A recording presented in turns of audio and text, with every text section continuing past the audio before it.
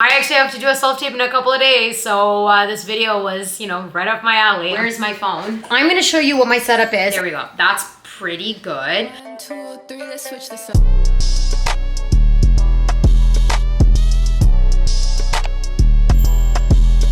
Hi, my little honeys. Welcome back to my channel. If you are new, my name is Anastasia, also known as your fave social media girl. Before you continue on with the video, please don't forget to subscribe. And of course, don't forget to turn on the bell notification button so you know every single time that I post, which is on as per usual, as I say in every single one of my videos, I have links to donations down below for Ukraine. I'm gonna keep putting them up until this shit is over. So they're down below my description box if you'd like to donate. And of course, you can follow me on Instagram at Anastasia_PRO. I am reposting a bunch of stuff about Ukraine. Please feel free to share any of it. You have my absolute 100% permission. We're gonna start getting into a little bit more of the audition part of the acting. I've actually never really got into any of this in any of my videos. So that is what I'm gonna be talking about today. I'm gonna be talking about these self-tape auditions. When I started and when I got an agent, I had no idea how to do a self-tape. It's a style of auditioning that, well, right now you'll be asked to do it a lot. And it's important to know these things because this is how you book. Self-taping right now after COVID is probably the only way anybody auditions. Also, yes, I did cut my hair. I don't know if anyone noticed. So, main question, we're all thinking, what is a self-tape? Self-tape is style of auditioning. It's done through digital casting. You are either like on a green screen, aka the green screen would be like a blank wall. This would not count, but neutral, no crazy patterns on it, nothing's hanging on the wall. It's literally just a plain neutral wall. There is no in-person interaction. And like I said before, it's really huge right now during COVID. Everybody's doing it. And I actually don't know when and if we're gonna go back to in-person auditions. I have a feeling it's going to be like this probably for a while. Pros and cons of self-taping. This is where I'm like really trying not to be biased, but it might slip through a little bit. I think I would prefer to do an in-person audition because I am more, how do I say this? I feel like I could really sell myself when I'm on adrenaline and on the anxiety and on like the nervousness of the audition. I work better when I'm in that state of like, okay, this is it. I don't know, something about the nerves actually really helps me to connect and that I feel like I do much better. I feel like when I'm at home, in the comfort of my own home, I do find myself sometimes redoing the self-tape so many times because I keep thinking, well, maybe the next one can even be better. Maybe the next one can be even more better. Then maybe the next one's gonna be the perfect one. And I'm like, I eventually gets repetitive because you know the line so well that it's almost like your body is on autopilot and you're just like, talking, you're not even really like, you're not actually connected to what you're saying. So I mean, definitely it's a lot easier to do it at home. I could really do it at any time. I don't have to switch around my schedule. I don't know.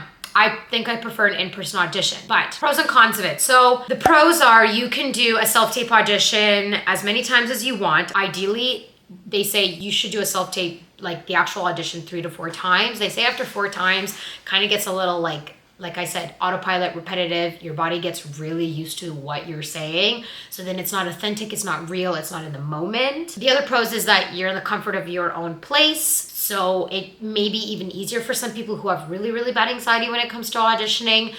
They like it when they're at home because they can sort of like calm themselves down when they really have a hard time. You also have someone who's doing it with you. So it could be your friend, it could be a family member. Like that's kind of like the also good part of it. So that's the pros of the self-tape. The cons of the self-tape is that, like I said, sometimes when you do it too much, it actually becomes extremely robotic and then you actually lose the sense of what you're doing and the acting, and it also becomes, like they call it, schmacting, and that's what you want to avoid. The other con, it could be sometimes harder to get into the headspace because it is so comfortable and you are so relaxed in your own home. I don't know, you just kind of get more like lazier kind of in a way. You don't have much of an adrenaline rush when you have to do the self-tape. Like I actually don't get nervous when I have to do self-tape. I'm just kind of like, okay, I'm doing a self-tape, and I get in front of the camera. With self-taping, they actually say that to book auditions through self-tape is like a legitimate technique. Like there's actual classes of how to self-tape, how to book auditions through self-tape, because booking through a self-tape, like you really have to sell it through the self-tape. The other thing is that you don't get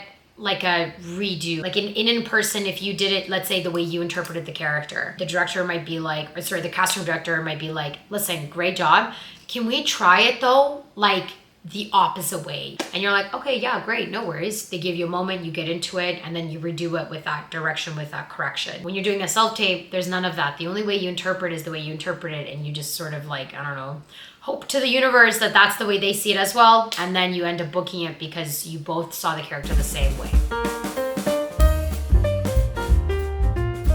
What do you need for self-tapes in general? So definitely a camera, whether it be your phone or an actual legitimate camera. I mean, all the iPhones have really great quality. A lot of the Samsung phones also have great quality. So as long as the camera has good quality. The other thing is you need a really good audio. So I used to have a problem with my iPhone. I don't know, I feel like maybe because I dropped it so many times. So I had a microphone and I bought a microphone and it's specifically for like iPhone. So you just plug it into the phone and then you like attach it and it kind of like holds, like hooks onto the phone like this. There's that one, or you can do the one that clips. Make sure that you cannot see the microphone, so you would obviously have to clip it like under your shirt and then, you know, try to cover it so there's not like this like weird bump right there, but you do not want them to see that. Lighting, very, very, very important that you have good lighting. Obviously, if you can use natural light, that's great. Like if you can do it during the day. But again, getting natural light is not easy sometimes because, for example, like my window is right there, but that's the only window I have and it shows my entire apartment this way, which means I do not have a clear neutral background wall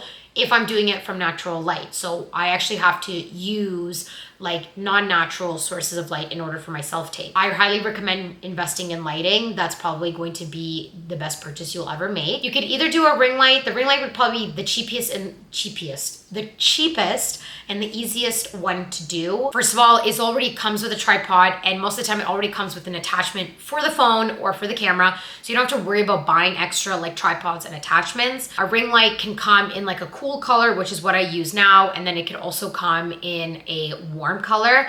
So that kind of depends on your skin tone. And then just 1 second, my boyfriend's calling me. Hold on. Honey, you can also get those like big like backdrop sort of lights where it's like they like are in an umbrella. I don't know what those are called. You can use those as well. You can use like actual like, they're like almost like a square light and it like attaches to a tripod and it's like a square. You can do those. You could most likely you'll have to buy two because if you do one, it'll be a little too direct on you. You will have to use two. So there's one like lighting this side of the face and then one lighting the other side of the face. I never really felt like I needed them. I felt like my ring light that I purchased was a great purchase. It has enough light and I don't ever feel like I need more. So I keep it at that, but it's whatever you prefer. You can also purchase backdrops if you do not have a blank, normal, like wallpaperless wall. You really can buy them pretty much anywhere and you don't have to spend like $400 on them. They could be mini ones. If that's something you want to do because you feel more comfortable because you don't like any of the walls that you have, go ahead, by all means, get that. Obviously, lastly that you will need is like your classic self-tape clothes. Now, it all depends on what your character is. The same rules for clothes go to headshots or the same rules for also for self-tape. You're not gonna wear crazy, insane patterns. You're not gonna wear, I don't know, clothes that have like big, like massive, extravagant things on them. You're not trying to show off your clothes, you're trying to show off yourself. You can wear the same clothes they use for your headshot, and I do that all the time. Like if they like your headshot, they obviously like what's going on in there. They probably are asking you to come into the room based on that headshot. So don't throw your clothes out, keep them, because that's gonna be very, very important.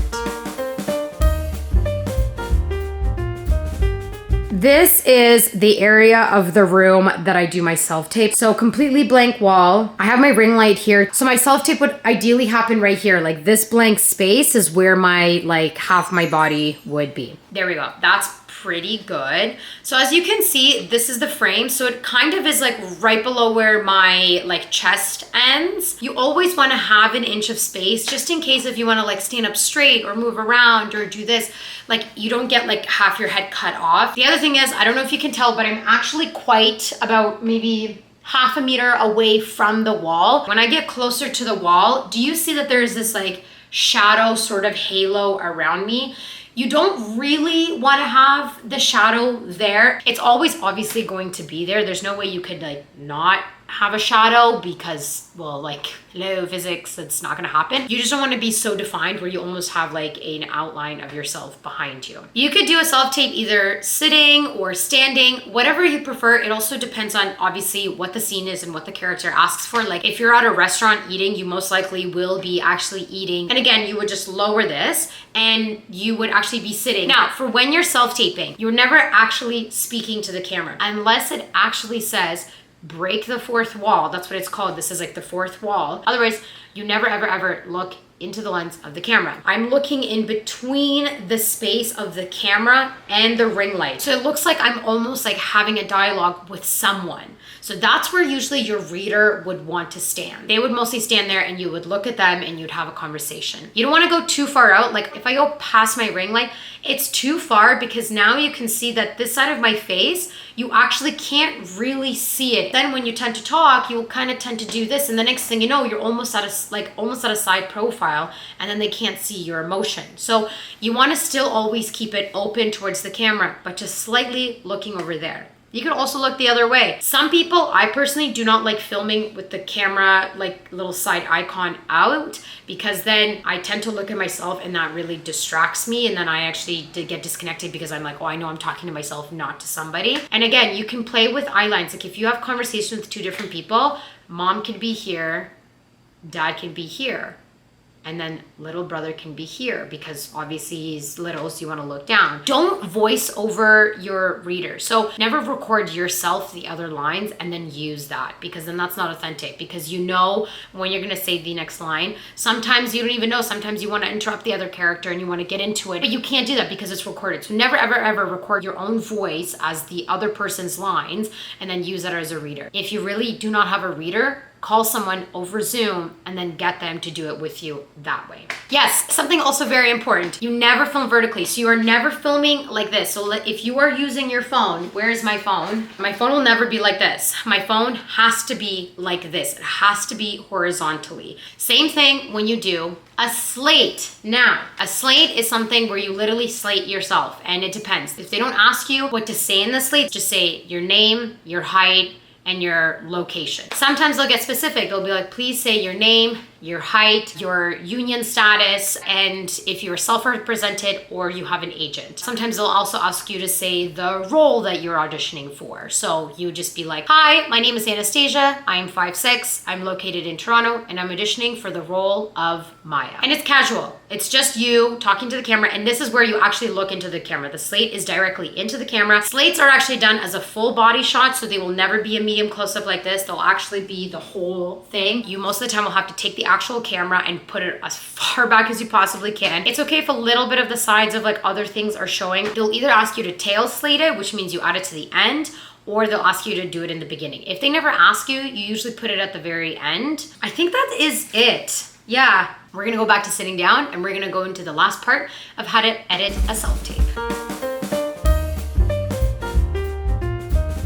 To edit an actual self-tape, it doesn't really take a lot of like editing skills. It's pretty basic. You really are just editing down the self-tape to the point where, like, let's say in the beginning, you're taking a moment to kind of get yourself connected, whatever, and then you start. Obviously, you're not gonna show the part of where you're trying to get connected. You're gonna cut that. And then you wanna end it right as the last line is said. Give yourself maybe another beat, and then you can cut that part. That extra beat, sometimes it's important for them to see, like, how do you finish? Like, how does the character finish that sentence? Do you just like take a moment and walk away, or do you start crying? So don't end it right away. Same thing with the slate. Give yourself a beat, then say, hi, my name is Anastasia, blah, blah, blah. Hit the record button and then end the recording. So when you put it together in the beginning, I do it on iMovie, so it's gonna be primarily the same for like any editing app that you use. You're gonna have sort of your name, big letters, Anastasia Piaro. Below it, it's going to say for the role of, and then you put in quotes like the role that you're doing. And at the bottom, you'll say the name of the actual show, movie, commercial that you're auditioning for. If they ask specifically for a slate, you add the slate first, you cut down like right down to the T where you start the slate and you end the slate. Add the transitions, a little like fade into black transitions into each little part. Then you put in the actual self-tape. Same thing, you edit it down to the moment of where you say the line and you end the line. Fade, transition to black, and then you put another sort of insert where you say, again, your name. Then you will say, if you have an agent, your agent's name. And then at the bottom will be your agent's phone number and the agent's email. If you do not have an agent, you will just say self-represented and you will put your email down. Try not to put your phone number just for safety reasons. Otherwise, the only other way you could do it is that if the slate doesn't go in the beginning, you would just add it at the very end before your name pops up with the agent or self-represented written stuff.